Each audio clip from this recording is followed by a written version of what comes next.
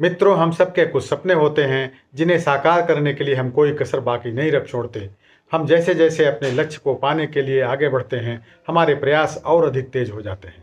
दोस्तों नमस्कार, मैं सूर्यवली सिंह बहुत बहुत स्वागत करता हूं आपका अपने इस यूट्यूब चैनल कल्याण पथ में।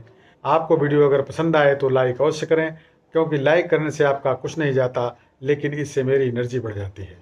और हाँ, जिन्होंने अभी तक इस चैनल को सब्सक्राइब न किया हो, कृपया सब्सक्राइब करके बेल आइकन अवश्य दबा दें, ताकि मेरी अगली वीडियो आपको निर्बाध रूप से मिलती रहे। दोस्तों, लक्ष्य के अत्यधिक निकट पहुंचने पर हमें अपने लक्ष्य के अतिरिक्त और कुछ भी दिखलाई नहीं पड़ता। यह स्वाभाविक ही है। सफलता का मूल मंत्र भी यही है। ओलंपिक खेलों को ही लीजिए, दशकों तक कठिन परिश्रम करने के बाद ही कोई खिलाड़ी पदक हासिल करने के लिए आगे आ पाता है। वर्ष 1988 में सियोल में आयोजित ओलंपिक मुकाबलों में नौकायन की एकल प्रतिस्पर्धा में भाग लेने के लिए कनाडा के लॉरेंस लेम्युक्स एक दशक से भी अधिक समय से कठोर प्रशिक्षण ले रहे थे। उनका सपना साकार होने में बस थोड़ा सा ही समय शेष रह गया था। लॉरेंस लेम्युक्स के गोल्ड मेडल जीतने की प्रबल संभावना थी। वह तेजी से अपने लक्ष्य की ओर बढ़ रहे थे और दूसरी पोजीशन पर बने हुए थे। अब उनका कोई न कोई पदक जीतना पक्का था। लेकिन तभी उन्होंने देखा कि एक दूसरी प्रतिस्पर्धा के नाविकों की नाव बीच समुद्र में उल्टी पड़ी है। एक नाविक किसी तरह नाव से लटका हुआ था, जबकि दूसरा समुद्र में बह रहा था। दोनों बुरी तरह से घायल थे। लॉरेंस ने अनुमान लगाया कि सुरक्षा नौका अथवा बचाव दल के आने में देर लगेगी और यदि तत्क्षण सहायता नहीं मिली तो इनका बचना असंभव होगा। दोस्तों, उनके सामने दो विकल्प थे।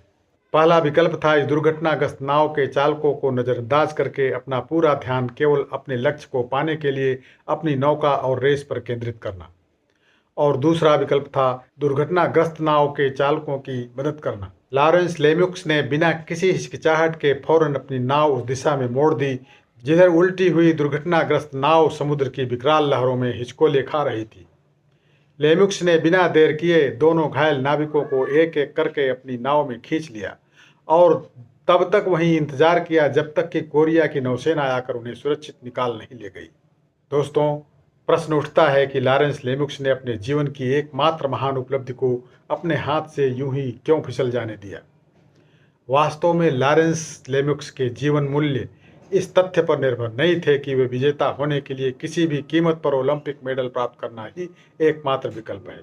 लॉरेंस लेम्युक्स को प्रतिस्पर्धा में तो कोई पदक नहीं मिल सका, लेकिन अंतर्राष्ट्रीय ओलंपिक कमेटी द्वारा लॉरेंस लेम्युक्स को उनके साहस, आत्मत्याग और खेल भावना के लिए पियरे द कुबर्तिन पदक प्रदान किया, जो अत्यंत सम्मान सूचक है। तो दोस्तों, हमारे जीवन में भौतिक लक्ष्य भी हों और उन्हें पाने के लिए हम सदैव प्रयासरत रहें, लेकिन जीवन का एकमात्र लक्ष्य भौतिक उपलब्धियां ही न हों। करुणा के वशीभूत होकर जब हम हर हाल में दूसरों की मदद के लिए प्रस्तुत हो जाते हैं, तभी हम वास्तविक विजेता बन जाते हैं। लॉरेंस लेम्युक्स की करुणा की भावना व वास्तविक मदद से उन्हें अपने देश के लोगों के दिलों का ही नहीं, दुनिया के लोगों के दिलों का सम्राट बना दिया। दोस्तों, ध्यान से सुनने के लिए बहुत बहुत धन्यवाद।